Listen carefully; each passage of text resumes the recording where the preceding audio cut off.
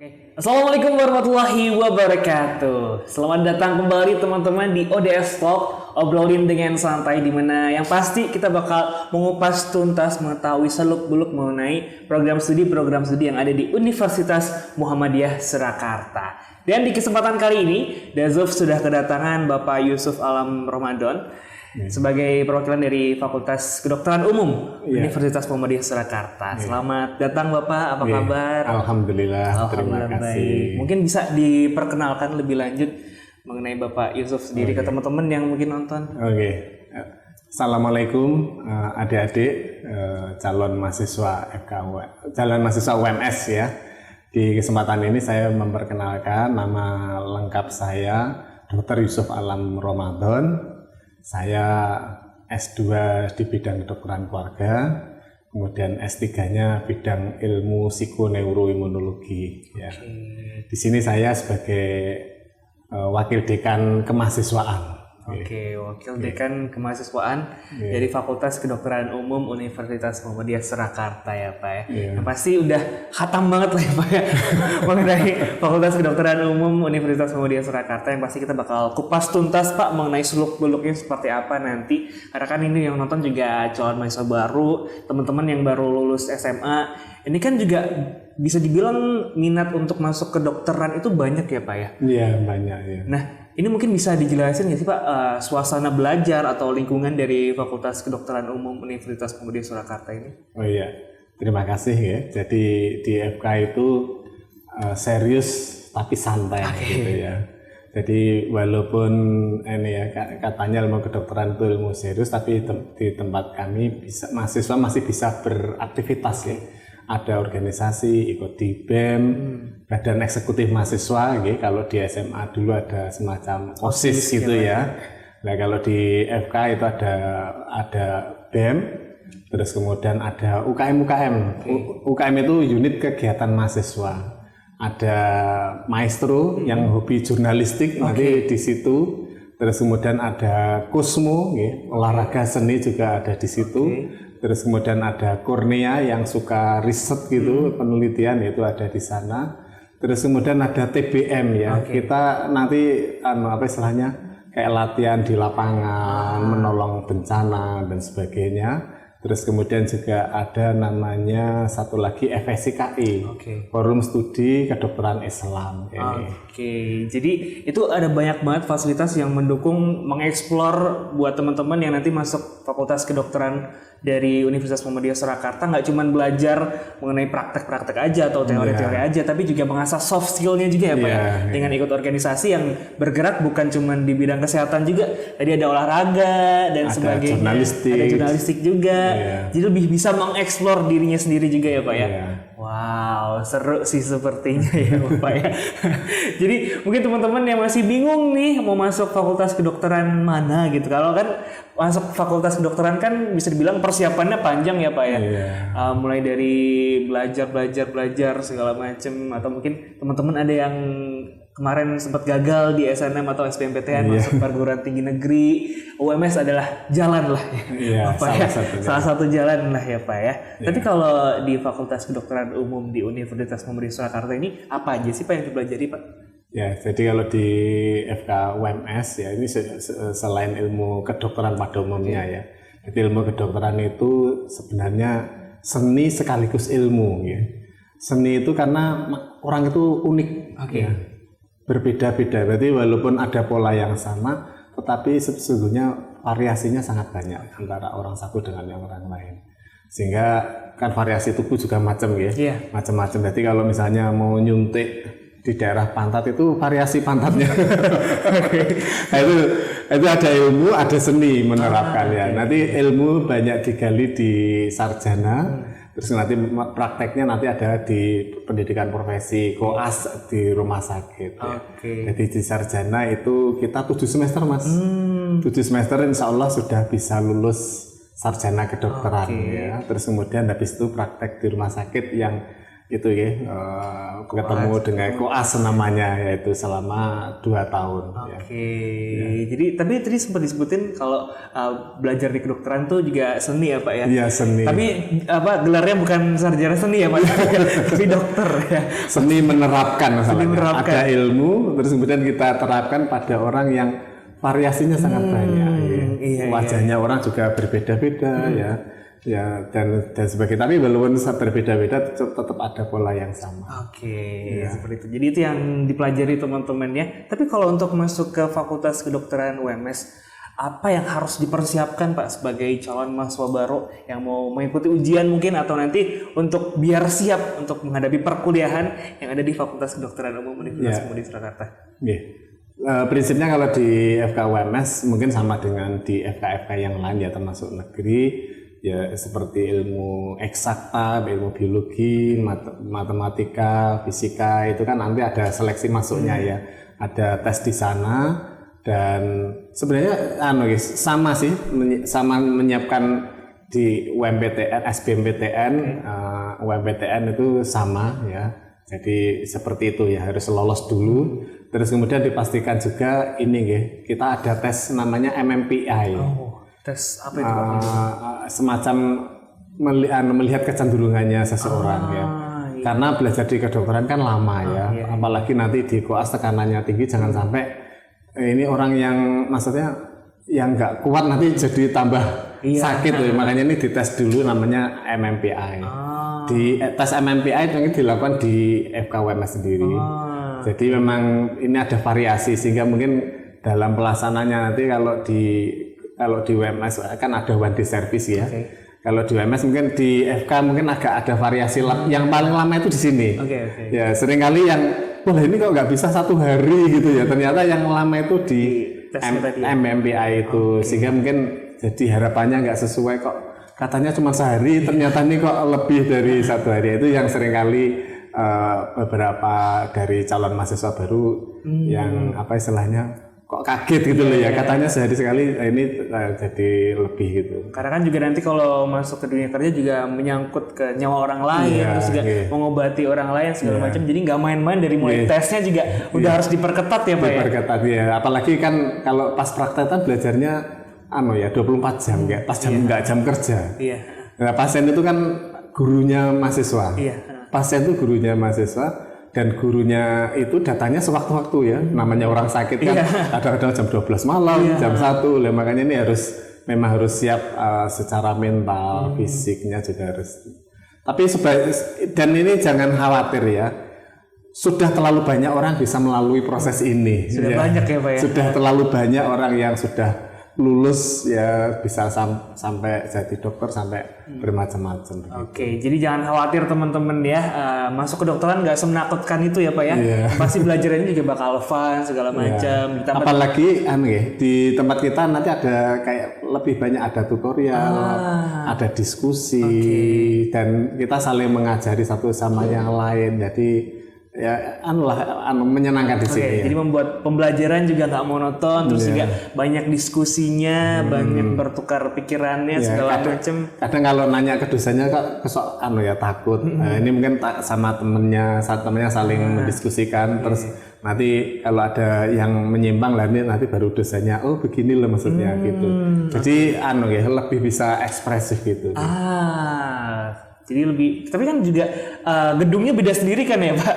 Untuk Fakultas Kedokteran ini ada di kampus 4 kalau teman-teman belum tahu ya. Jadi kan gedungnya kebanyakan fakultas-fakultas lain tuh masuk di kampus 1 dan kampus 2. Kalau FK dan juga FKG itu beda sendiri ya Pak ya. Karena terakhir soalnya. Ditambah juga UMS kan juga sedang membangun rumah sakit ya. Itu juga pastinya lulusan-lulusan dari Fakultas Kedokteran yang ada di UMS pasti akan diproyeksikan ke situ juga ya Pak ya? Iya, insya Allah juga akan ke sana.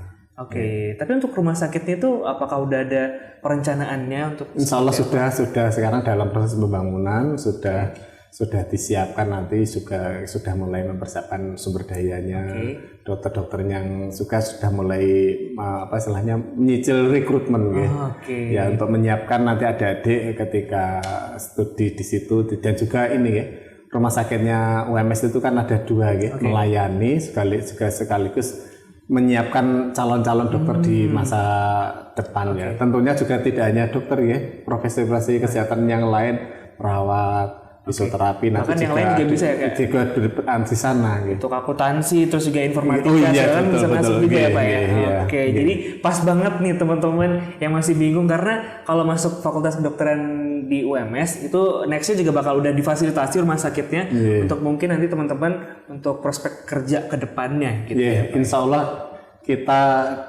termasuk dalam Persyarikatan Muhammadiyah, kita termasuk lembaga sosial di Indonesia yang paling banyak PKU PKU. Rumah sakit yang lembaga sosial yang punya rumah sakit yang terbanyak itu ya juga di Persyarikatan Muhammadiyah. Ya, ada PKU dan ini hampir setiap kalau di Jawa hampir setiap kecamatan ada PKU dan itu nanti akan membutuhkan banyak dokter, banyak tenaga kesehatan yang lain, semuanya bisa di sana. Oke, jadi udah diarahkan ya Pak ya untuk. Tapi kalau alumni dari FK UMS sendiri, apakah udah ada yang menjadi dokter di mana segala macam? Ya alhamdulillah, saya juga kadang jadi kalau mendengar kalau saya ke Surabaya ke sini ketemu alumni, ya Allah saya terharu ya. Ada yang jadi direktur rumah sakit. Sudah banyak yang menjadi dokter spesialis opjin di UGM, bahkan ada yang spesialis saraf itu terbaik di Universitas Hasanuddin lulusan dari alumni dari FK UMS, ada yang dari Unpad, ada yang sudah menjadi dosen di Universitas Negeri. Ya, ini di sana ada 2 atau 3 itu di Universitas Tanjung Pura di Kalimantan. Jadi selain menjadi dokter bisa juga jadi pendidik juga ya Pak ya? Bisa menjadi YouTuber itu juga efek samping. Oke, jadi luas juga ya Pak ya. Jadi nggak monoton cuma jadi dokter, jadi tenaga pendidik juga bisa, jadi YouTuber juga jadi bisa, entertainer juga bisa segala kan macam. Aneh ya, orang sakit itu kan butuh proses ya. Orang menjadi sakit itu sama susahnya menjadi seorang sarjana. kebanyakan orang itu karena tidak tahu. Nah itulah butuh istilahnya proses pendidikan agar orang bisa tahu bagaimana biar dia bisa mencegah agar tidak sakit. Ya. Jadi lebih baik mencegah daripada mengobati. Nah itu jauh lebih murah tapi juga butuh konsistensi. Iya, betul. Dan itu butuh edukasi, butuh. Nah ini juga sisi yang lain dari ilmu kedokteran ya. Jadi perlu mengedukasi dengan gaya. Kalau saya lihat di Instagram tuh banyak ya, termasuk alumni.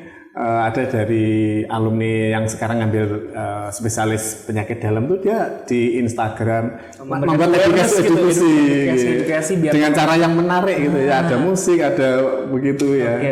Nah, ini luar biasa.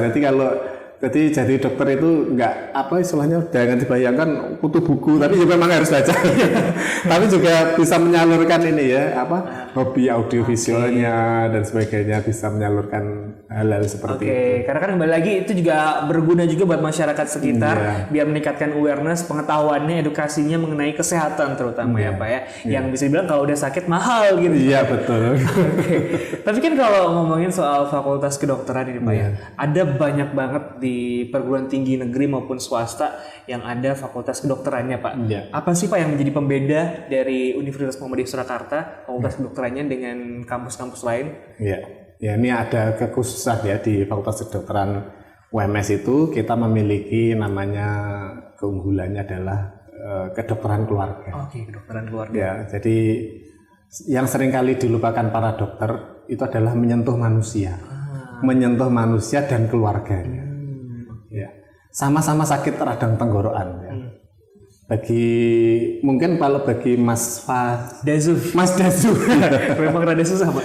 Kalau mungkin bagi mahasiswa kedokteran mungkin tidak masalah sakit tenggorokan, tapi bagi Mas Dazuf yang mengandalkan suara, sakit tenggorokan itu stres banget. Aku besok aja mau siaran.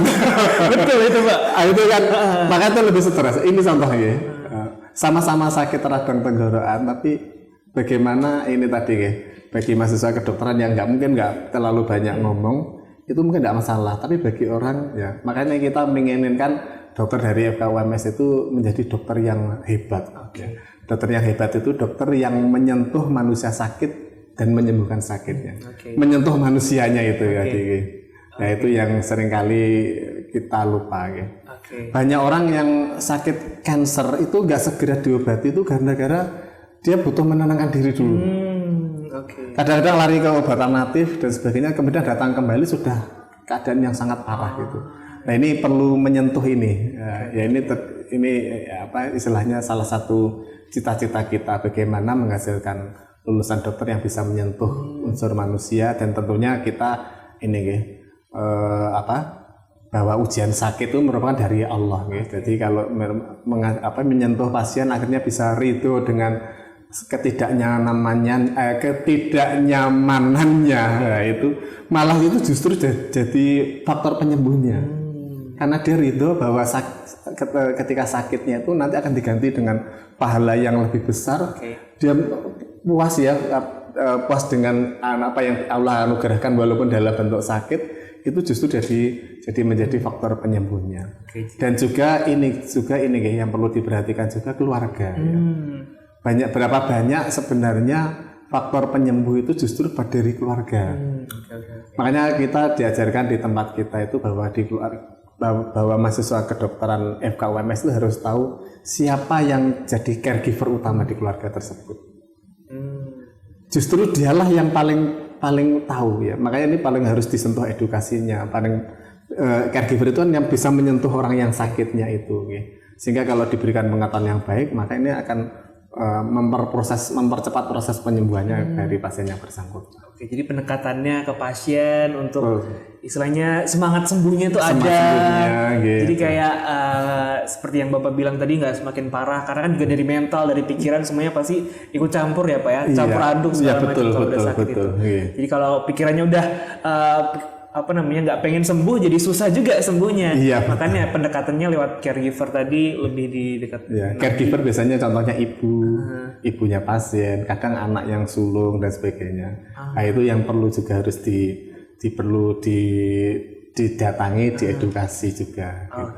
Wow. Berarti teman-teman nanti bakal belajar banyak banget mengenai nggak cuman teori-teori aja, tapi gimana cara pendekatan ke keluarga, gimana cara kita untuk menangani pasien dengan sentuhan humanis tadi ya Pak ya. Jadi istilahnya bakal lebih bermanfaat lah untuk lingkungan kita juga ada mata kuliah namanya Fit Lab, bukan mata kuliah ya. Jadi nanti di setiap semester kita ada Fit Lab, nanti kita punya desa binaan, punya keluarga binaan, masing-masing mahasiswa itu bisa mempunyai ada desa binaan, di situ kita datangi. Sudah terpapar menyentuh orang ya sejak awal. Bahkan di semester 2 pun sudah mulai menyentuh keluarganya, anak-anak dan sebagainya. Bahkan nanti di koas kita juga ada namanya sase kedokteran keluarga. Mesti mereka pernah mengunjungi keluarganya pasien, ya, tahu bagaimana. Kadang kan dalam peribahasa Cina itu kan lukisan itu mengungkapkan 1000 kata. Ini datang ke tempatnya pasien itu kita menangkap 1000 pesan yang mungkin tidak terungkap. Nah, di situ mahasiswa juga diajari bagaimana lebih sensitif dengan hal-hal yang tersebut. Tadi juga termasuk ada desa binaan segala macam. Jadi udah ada fasilitas-fasilitas juga yang memfasilitasi mahasiswa untuk semakin berkembang lagi. Untuk istilahnya itu desa binaan kan juga untuk bermanfaat juga untuk masyarakat sekitar desa itu. Ditambah kemarin saya sempat membaca sebuah data di mana banyak banget mayoritas dokter di Indonesia itu masih berpusat di Jawa, jadi belum menyeluruh gitu Pak. Itu tanggapan Bapak mengenai hal tersebut seperti apa Pak? Insya Allah kalau saya di FKUMS ya, ini juga ada salah satu hikmah selama pandemi ini ya. Jadi kita pandemi akhirnya kan terbatas ya, maksudnya di tempat tinggalnya masing-masing. Kemudian kita memodifikasi Fit Lab-nya itu meriksa keluarganya, tetangganya sendiri. Dari situ saya baru tahu ya Allah luar biasa ya. Memang 60% mahasiswa UMS itu dari Jawa ya, dari sekitar Solo dan Jawa. Tapi ada 40%. Yang luar biasa itu ada mahasiswa FKUMS dari Tual. Tual tahu Mas? Tual di mana itu Pak? Saya baru tahu. Itu pulau di bawahnya Papua kecil, sejajar dengan Maluku. Saya juga baru tahu itu Pak. Itu di tempat kita hampir setiap tahun ada mahasiswa FKUMS dari situ. Ada yang dari Pulau Kangean kecil gitu. Dan mereka ini alumni kita, nanti kembali ke tempatnya berkarya di tempat sana. Ya ini mungkin ini salah satu solusi gitu. nanti adik-adik yang mahasiswa baru ya kalau nanti masuk di FK nanti akan berinteraksi dengan berbagai macam teman dari berbagai latar belakang yang luar biasa dan daerah mungkin kita menganggapnya daerah terpencil. Iya. Tapi mereka bisa sekolah di FK UMS. Ada Pulau Kangean juga di situ ya, pulau yang kecil bahasanya bahasa Madura tapi sejajar dengan Pulau Bali. Wah itu juga hampir setiap tahun ada dari sana. Ya insya Allah ini mungkin salah satu dari kontribusi FK UMS untuk tadi pemerataan tenaga dokter ya di seluruh Indonesia. Termasuk upaya juga ya Pak ya. Jadi teman-teman mungkin nanti dari berbagai macam pulau di Indonesia kuliah di Fakultas Kedokteran Universitas Muhammadiyah Surakarta, terus juga bisa kembali untuk balik kampung untuk bermanfaat buat masyarakat sekitarnya yang ada di mungkin kan nggak cuma di Jawa ya Pak ya, tadi seperti Bapak sebutkan ada yang dari pelosok-pelosok dari nanti mungkin jadi kecantol terus jadi kembali sana tambah dapat 2 dapat jodoh juga nanti kembali berangkat 1 nanti pulangnya 2 siapa tahu gitu ya Pak ya. Jadi termasuk upaya juga buat memperatakan dokter-dokter yang ada di Indonesia ini supaya semua masyarakat di Indonesia juga bisa menikmati fasilitas kesehatan yang ada gitu. Jangan sampai yang pelosok-pelosok gitu malah kurang mendapatkan fasilitas kesehatan yang harus akomodasinya harus ke kota sampai beberapa jam segala macam untuk sekedar berobat.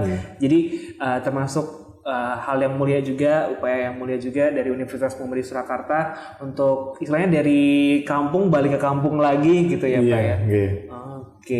Bahkan juga ada daerah dulu tapi sudah lulus dari Patani Thailand ya. Oh Thailand. Sampai lulus itu. Oh dari Thailand ke Fakultas FKUMS. Tapi asli Thailand Pak? Asli Thailand. Wow.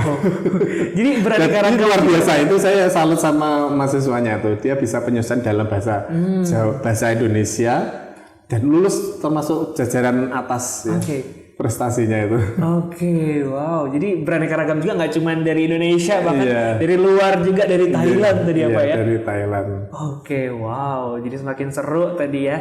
Terus juga ditambah tadi fasilitas-fasilitas yang memfasilitasi teman-teman kalau masuk ke Fakultas Kedokteran di UMS bisa memperluas, mengeksplor lagi dari mulai hard skill-nya, soft skill-nya juga pastinya diasah dengan fasilitas-fasilitas yang ada di FK Universitas Muhammadiyah Surakarta. Ada yang mungkin mau disampaikan lagi Bapak untuk teman-teman yang masih ragu mungkin menentukan jalan pilihannya, Fakultas Kedokteran UMS adalah salah satu jalannya ya Pak ya? Iya, insya Allah. Jadi di FK UMS insya Allah kita sudah berdiri sejak tahun 2004 ya. Sudah banyak sekali lulusan kita yang sudah menduduki posisi-posisi penting ya. Ada yang jadi direktur rumah sakit, ada yang jadi dosen, terus kemudian ada yang sudah di jalur tentara juga ada. Sudah terlalu banyak yang lulus spesialisasi. Artinya bahwa reputasi FK UMS itu sudah diakui di berbagai universitas ya. Termasuk UI, di UGM, studi lanjut di sana. Dan insya Allah ini sebagai salah satu modal ya. Kita saat ini sedang dalam proses akreditasi, mohon restunya nanti kita bisa mendapatkan akreditasi unggul. Ya, sehingga bisa jadi lebih memperbesar kontribusi FK UMS bagi kemajuan dan kesejahteraan di bidang kesehatan di Indonesia.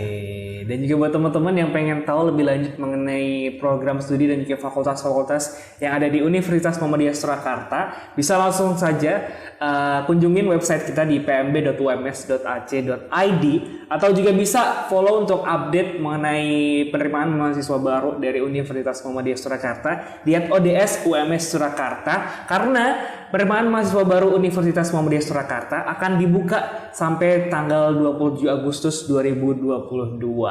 Dan jangan lupa untuk saksikan terus ODS Talk cuma di Instagram @ODSUMS Surakarta. Buat teman-teman yang masih bingung untuk konsultasi mengenai pilihan program studinya, bisa kami fasilitasi juga dengan konsultasi lewat WhatsApp di 081227000102. Terima kasih Bapak atas kesempatannya, semoga bermanfaat nanti ya. Sama-sama. Untuk teman-teman yang masih bingung dan ragu untuk menentukan jalan pilihannya. Sampai di sini dulu episode dari ODS Talk kali ini. Terima kasih buat teman-teman yang udah nonton sampai habis. Sampai jumpa di next episode. Wassalamualaikum warahmatullahi wabarakatuh. Waalaikumsalam warahmatullahi wabarakatuh.